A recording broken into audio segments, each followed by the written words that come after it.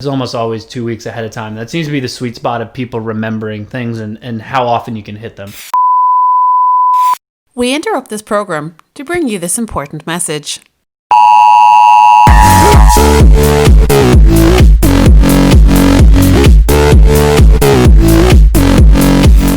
Welcome to Marketing Interruption, a daily podcast powered by BlueTuskr that interrupts your day with marketing news, tips and strategies from an entrepreneur who lives and breathes marketing. Now, let the interruption begin with your host, Andrew Maff. Hello and welcome to episode number 76 of the Marketing Interruption podcast. I'm your host, Andrew Maffetone, and today I want to talk to you a little bit about promoting your Black Friday, Cyber Monday deals early.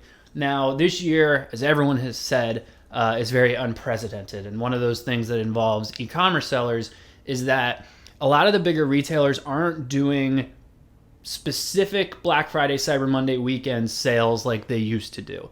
Now it's almost all of November. I know Best Buy is all of November. I believe Target is all of November. I think Home Depot was October and November, if I'm not mistaken.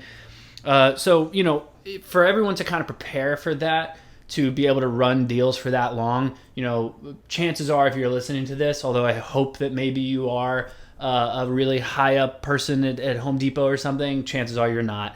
And that's totally fine. But that also means that you're not running a deal for 2 months long. So it still kind of comes down to Black Friday, Cyber Monday being a big weekend for everyone. And whether or not Prime Day is going to affect that, I don't think it will. I think that we're going to have a very big Black Friday, Cyber Monday, just like we always would. Shipping's going to be a different story, but that's for a different day, different podcast.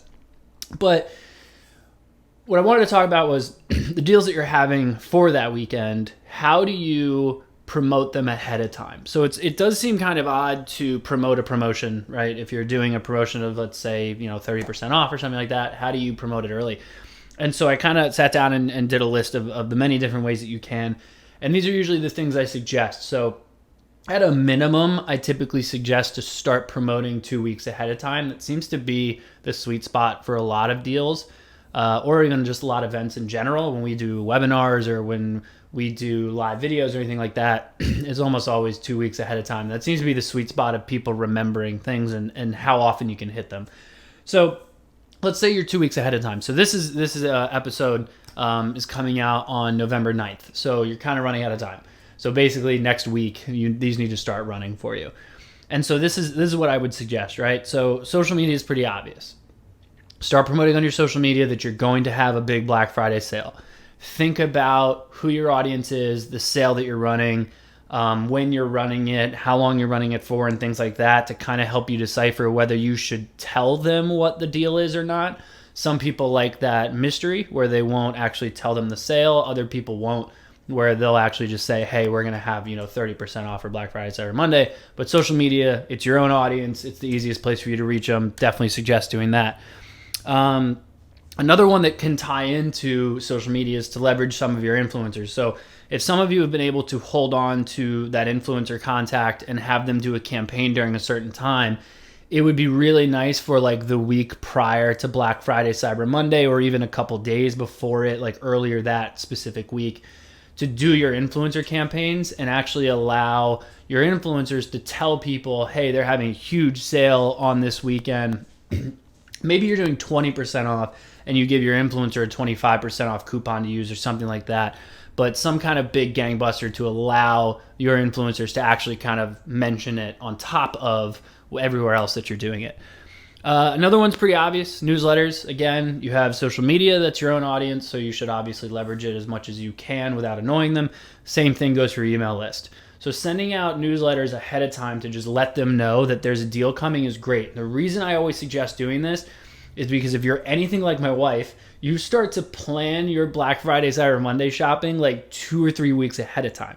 So if you're going to wait to announce your Black Friday, Cyber Monday deal on Black Friday, it's not really going to do much of shit for you because everyone's already got like a game plan going.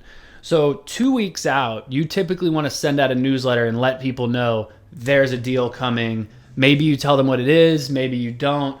That'll be kind of dependent on how it is you're running that campaign. But I always suggest a couple weeks ahead of time to let people know that there is a deal coming. Another one is to kind of tie in, it's kind of two different things. You can do some PR, where if you have a local place, obviously you want to hop in on a bunch of your local publications and stuff like that. But the other thing I would suggest specifically for PR is that they can actually help you get into those gift lists. So BuzzFeed does 500 of them. I'm sure there's a ton of other websites that do them, and I can't think of a single one off the top of my head right now.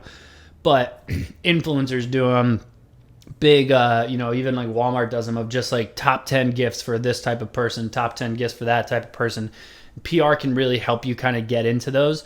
So those are obviously going to be PR people that have a relationship with specific companies that can benefit you. But I always suggest, if you can get on those gift lists, to do it, because they have a huge amount of traffic in this time of year, and then they fall off. The last one. The last one I thought of is interesting. So it's partnering with similar companies, right? So the last thing you would think to do is to partner with a competitor. It's not what I'm suggesting. But I am suggesting partnering with someone who is potentially targeting the same audience.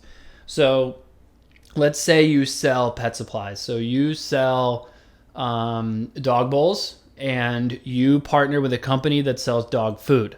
They are a pseudo-indirect competitor in a certain way, but you're targeting the same audience, and they can definitely both still shop with you.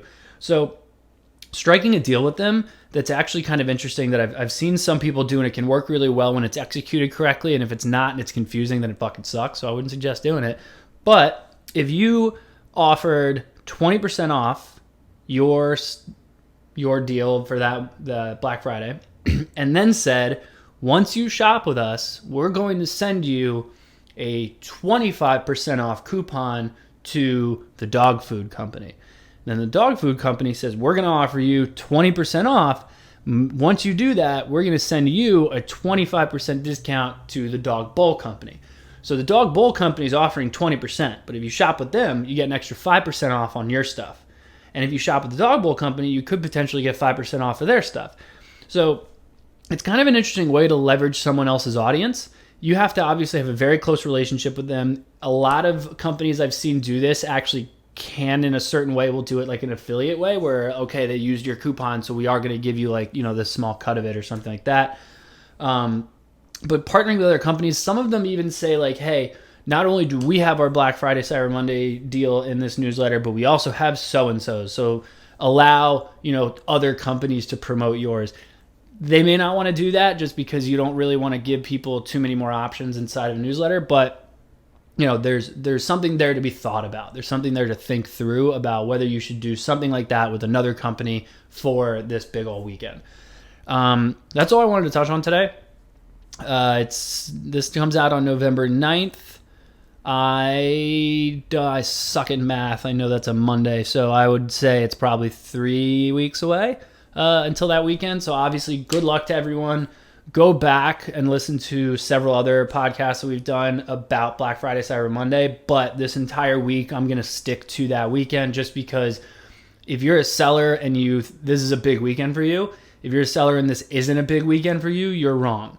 And the only reason you're wrong is because even though you may not have a ridiculous, huge gangbuster weekend of just like, oh my God, I had 1,000 million sales more than I usually do, what you're missing out on is that there's an increase in traffic on the internet for that weekend, a severe increase of people looking to purchase.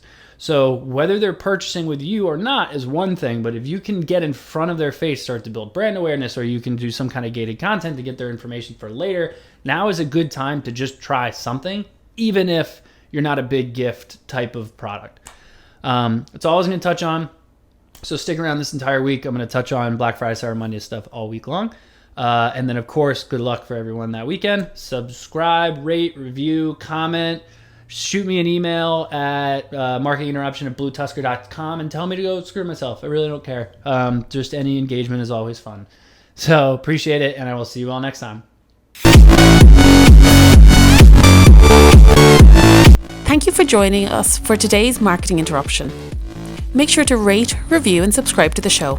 And don't forget to email marketinginterruption@BlueTuskr.com with any marketing questions you'd like to have answered on the show.